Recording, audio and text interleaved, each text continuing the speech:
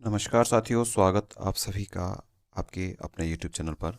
साथियों, आज हम चर्चा करेंगे कबीर दास जी के बारे में।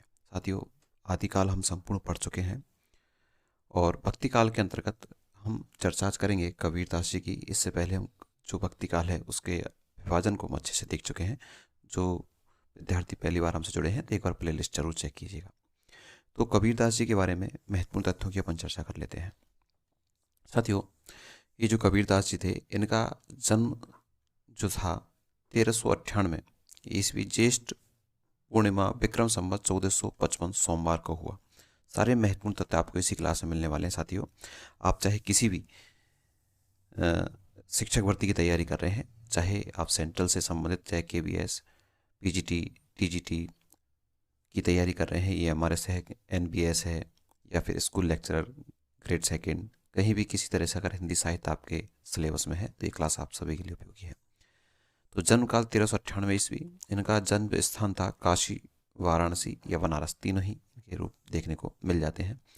एक किंवदंती के अनुसार इनका जन्म एक विधवा ब्राह्मणी के गर्भ से हुआ था, जिसने लोक लज्जा के कारण इनको जन्म देकर काशी के लहर तारा, ये नाम महत्वपूर्ण है।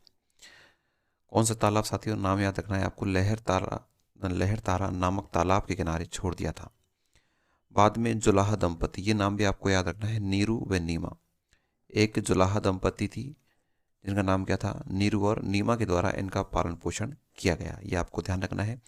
तो ये ध्यान रखना है कि जो ब्राह्मणी थी, विधवा ब्राह्मणी, उसने उसी गर्भ से इनका जन्म हुआ और इन्होंने इसको कहाँ पर छोड़ा, लहर तारा नामक तालाब पर। और जो इनका लालन पालन जो किया था वो किसने किया था, नीरू व नीमा नामक जुलाहा दंपति ने उनका लालन पालन किया।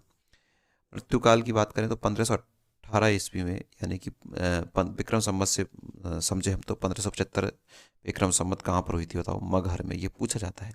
ये जो मैं आपको हेड जो मुख्य रूप से हाईलाइट कर रहा हूँ, ये आपको नाम याद ही रखने हैं। इनकी मृत्यु कहाँ पर हुई थी बताओ, मगहर में इनकी क्या हुई थी, मृत्यु हुई थी। इनके गुरु का नाम था स्वामी रामानंद। गुरु का नाम याद रखना है आपको, स्वामी रामानंद। ये जो रामानंद थे, मुसलमान अनुयायियों के अनुसार इनके गुरु शेख तकी माने जाते हैं। सामान्य रूप से देखें तो इनके जो गुरु हैं वो कौन है, रामानंद। लेकिन मुसलमान जो अनुयायी हैं उन्होंने कहा कि इनके गुरु रामानंद नहीं है, इनके गुरु कौन है बताओ, शेख तकी हैं। तो आपको ये दोनों नाम आपको याद रखने हैं। साथियों, इनकी जो पत्नी का नाम था वो था लोई। इनकी पत्नी का नाम क्या था, लोई। पुत्र व पुत्री का नाम था इनका कमाल व कमाली। पुत्र व पुत्री का नाम क्या था, कमाल व कमाली। कमाल इनका पुत्र था, कमाली इनकी क्या थी बताओ, पुत्री थी। इनकी पुत्री कमाली भी एक विदुषी, बताओ क्या थी, कवियत्री थी। तो पूछा जा सकता है इनकी जो पुत्री थी वो क्या थी, ध्यान रखना, विदुषी क्या थी, कवियत्री थी, जिसका नाम क्या था, कमाली। काव्य भाषा, इन्होंने जिस भाषा में काव्य की रचना की वो भाषा बताओ कौन सी थी, सुदुक्कड़ी भाषा थी। कौन सी थी, सुदुक्कड़ी भाषा थी।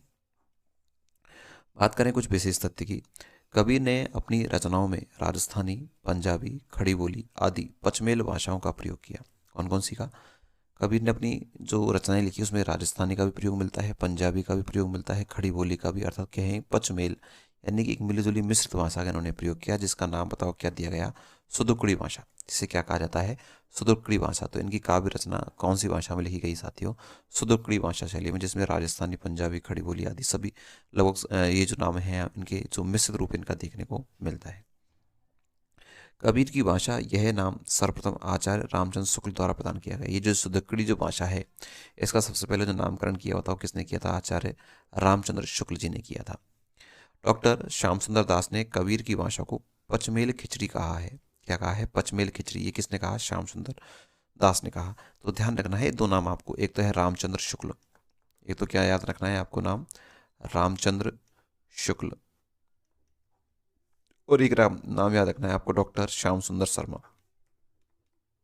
श्याम सुंदर शर्मा। तो इन्होंने जो कबीर की भाषा है इसका नाम तो बताओ क्या दिया था, सुदुक्कड़ी। कौन सी बताओ, सुदुक्कड़ी। ये तो किसने दिया था, आचार्य रामचंद्र शुक्ल ने। और इन्होंने जो नाम दिया वो नाम दिया बताओ क्या, पचमेल खिचड़ी। कौन सी खिचड़ी बताओ, पचमेल खिचड़ी नाम दिया। तो ये दोनों तथ्य आपको अच्छे से याद रखने हैं। देखिए, डॉक्टर नगेंद्र के अनुसार इनके द्वारा रचित 63 रचनाएं, टोटल कितनी रचनाएं? 63 रचनाएं, जिसमें से प्रकाशित कितनी हुई थी? 43। जिसमें से 63 रचनाओं में से कितनी प्रकाशित हो चुकी थी साथियों? 43 रचनाएं प्रकाशित हो चुकी थी का उल्लेख होता है, जिनमें मुख्य हैं। जिनमें मुख्य हैं, कौन कौन सी मुख्य हैं आपको मैं एक बार बता देता हूँ। देखिए, जो 63 रचनाएं थी जिनमें से 43 रचनाएं प्रकाशित हुई थी, उनमें से कौन कौन सी मुख्य रूप से जो प्रसिद्धि को प्राप्त हुई? एक तो है अगाध मंगल, एक है अनुराग सागर, अमर मूल, अक्षर खंड की रामायणी, अक्षर भेद की रामायणी, उग्र गीता, कबीर की वाणी, कबीर की साखी, कबीर गोरख की गोष्ठी, बीजक तो आप सभी जानते ही हैं, ब्रह्म निरूपण, मोहम्मद बोध, रेखता, विचारमाला, विवेक सागर, शब्दावली, हंस मुक्तावली और ज्ञान सागर। ये जो रचनाएं हैं बार बार आपके एग्जाम में पूछी जाती है, मैंने आपको सारी एक साथ करने का प्रयास किया है। ये 18 रचनाएं, 18 में से आपको ये सारी याद रखनी है। कई बार इनसे प्रश्न आपके एग्जाम में पूछ लिया जाता है। कुछ विशेष तथ्य की बात करेंगे। कबीरदास जी को अक्षर ज्ञान नहीं था, ये बड़ी बात है। इन्हों क्या नहीं था साथियों? अक्षर ज्ञान नहीं था, अर्थात ये साक्षर नहीं थे। उनके लिए काला अक्षर भैंस बराबर था, अर्थात ये कुछ पढ़ना लिखना नहीं जानते थे। उन्होंने स्वयं किसी ग्रंथ को क्या नहीं किया? लिपिबद्ध नहीं किया। ये केवल इनके ये विचार थे, इन्होंने किसी भी ग्रंथ को क्या नहीं किया? लिपिबद्ध इन्होंने नहीं किया। चलिए भाई, आगे हम और कुछ महत्वपूर्ण तथ्यों की चर्चा करेंगे। इनकी रचना का जो संकलन है वो किसके द्वारा किया गया? तो देखो, कबीरदास द्वारा रचित मुख्य पदों या रचनाओं का संकलन उनके परम शिष्य धर्मदास, ये नाम आपको याद रखना है। क्योंकि देखिए, कबीरदास तो क्या थे? निरक्षर थे, वो पढ़ना लिखना नहीं जानते थे। तो उनकी जो पद हैं, उनकी रचनाएं हैं, उनको बताओ किसने? उनके शिष्य कौन था? धर्मदास। 1464 ईस्वी में बीजक के नाम से क्या किया बताओ? उन रचनाओं का क्या किया? संकलन किया। इसके 3 भाग किए गए थे। एक तो पहला था साखी। कितने भाग किए गए इसके? 3 भाग। एक तो पहला कौन सा था? साखी। इसमें कबीरदास द्वारा रचित दोहों साखियों को शामिल किया गया। इसमें सांप्रदायिक शिक्षा और सिद्धांत के उपदेश हैं। इसकी भाषा कैसी है बताओ? सुदुक्कड़ी, बार बार आ रहा है, इंपॉर्टेंट है। इसकी भाषा कैसी है? सुदुक्कड़ी। इसका विभाजन 59 अंगों में किया गया। इसका विभाजन कितने अंगों में किया गया? 59 अंगों में किया गया है। ठीक है, इसको 3 अंगों में बांटा गया था। एक तो था गुरुदेव के अंग, एक द्वितीय था, सॉरी 2 अंगों में बांटा गया है ना। एक तो गुरुदेव का अंग और दूसरा था कौन सा? अबीहड़ का अंग।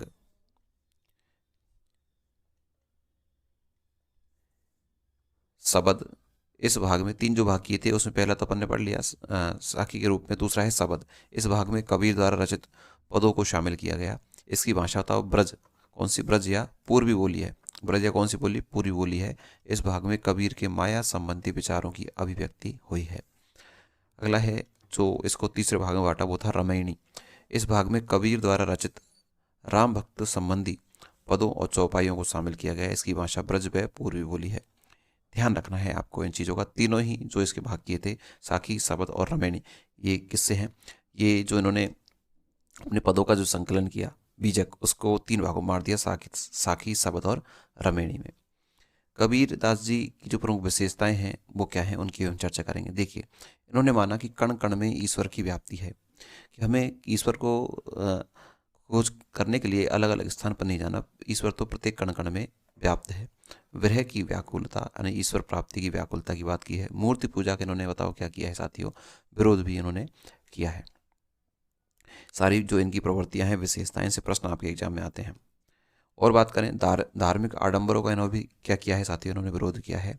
आत्मा परमात्मा का एकत्व इन्होंने प्रतिपादन किया है कि आत्मा और परमात्मा एक है। अहिंसा का संदेश इन्होंने दिया। गुरु की महत्ता को इन्होंने स्वीकार किया। नारी की क्या की है? इन्होंने निंदा की है। अवतारवाद का क्या किया है? इन्होंने खंडन किया है। रहस्यवाद की प्रवृत्ति पर उन्होंने बल दिया और निर्गुण और निराकार ब्रह्म की उपासना पर इन्होंने जोर दिया। सीधी सी बात है, मूर्ति पूजा का क्या किया है? इन्होंने विरोध किया है, क्योंकि निराकार ब्रह्म है, ब्रह्म का कोई आकार नहीं है, इसलिए मूर्ति का जो पूजा है उसका विरोध इन्होंने किया है। आगे बात करें कुछ विशेष तथ्यों की, तो आचार्य रामचंद्र शुक्ल ने कबीर तथा अन्य निपुण पंथी संतों के द्वारा अंत साधना में रागात्मिक का भक्ति और ज्ञान का योग तो हुआ, पर कर्म की दशा वही रही जो नाथ पंथियों के यहाँ थी।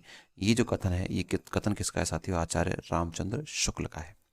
वही हजारी प्रसाद द्विवेदी जी ने भी इनके लिए क्या कहा है वो देख लेते हैं। इन्होंने कहा था कि ऐसे थे कबीर सिर से पैर तक मस्तमौला। सिर से पैर तक बताओ कैसे थे? मस्तमौला थे। आदत से बताओ क्या थे? अक्खड़, यानी कि एक बार किसी चीज़ बढ़ गई तो बढ़ी गई। स्वभाव से क्या थे बताओ, फक्कड़, दिल से तर, दिमाग से दुरुस्त, भक्तों के निरीह, वेशधारी के लिए प्रचंड। अर्थात कहने का मतलब ये है, ये कथन आपको ऐसे कैसे याद रखने हैं। तो यह कथन तो आचार्य रामचंद्र शुक्ल जी का है। यह है आचार्य प्रसाद द्विवेदी जी का। इन्होंने कबीरदास जी की वाणी को इन्होंने कबीरदास जी को तो क्या कहा, वाणी का डिक्टेटर कहा। किन्होंने, ये जो वाणी का डिक्टेटर कहा है, किसके लिए किन्होंने कहा है, तो ध्यान रखना है ये किसने किया है, आचार्य आचार्य प्रसाद द्विवेदी। आचार्य आचार्य प्रसाद द्विवेदी ने इन्हें, जो कबीरदास जी उनको क्या कहा है बताओ, वाणी का डिक्टेटर कहा है। ये प्रश्न इंपॉर्टेंट है, आपको याद रखना है। बात करें कुछ और विशेष तथ्यों की, रामचंद्र शुक्ल ने इनकी प्रशंसा में एक जगह लिखा है, प्रतिभा उनमें बड़ी प्रकट थी। किन में, कबीरदास जी में। ये किसका कथन है, रामचंद्र शुक्ल जी का, कि प्रतिभा उनमें बड़ी प्रकट थी। आचार्य प्रसाद द्विवेदी ने उनको भगवान विष्णु के नरसिंह अवतार की प्रतिमूर्ति माना है। तो पूछा जाता है कि प्रतिभा उनमें बड़ी प्रकृति, ये बात किसने कबीरदास जी के लिए कही है, या कबीरदास जी को नरसिंह अवतार की प्रतिमूर्ति किसने माना है, आचार्य प्रसाद द्विवेदी जी ने माना है। गुरु ग्रंथ साहिब में संकलित कबीर की साखियों को सलोकु या श्लोक कहा गया है। क्या कहा गया है, सलोकु या क्या कहा गया है, श्लोक। किसमें, गुरु ग्रंथ साहिब में संकलित कबीर की साखियों को सलोकु या श्लोक कहा गया है। ये ज्ञानेश्वरी शाखा के प्रतिनिधि कवि माने जाते हैं। कौन, कबीरदास जी। कबीरदास जी ज्ञानेश्वरी शाखा के प्रतिनिधि कवि माने जाते हैं। कबीरदास जी ने संस्कृत भाषा को कूपजल तथा भाका को बहता नीर कहकर पुकारा है। यानी कूपजल के समान ये पवित्र है संस्कृत भाषा, और जो भाका है उसको बहता नीर कहकर पुकारा है। भाका मतलब भाषा, और इसमें परिवर्तन होता रहता है। इस तरह की बातें बताओ किसने कही है, कबीरदास जी ने संस्कृत भाषा के लिए कहा है। साथियों, मैं आपको बता दूं, संपूर्ण हिंदी साहित्य आपको इसी चैनल पर पढ़ाया जा रहा है।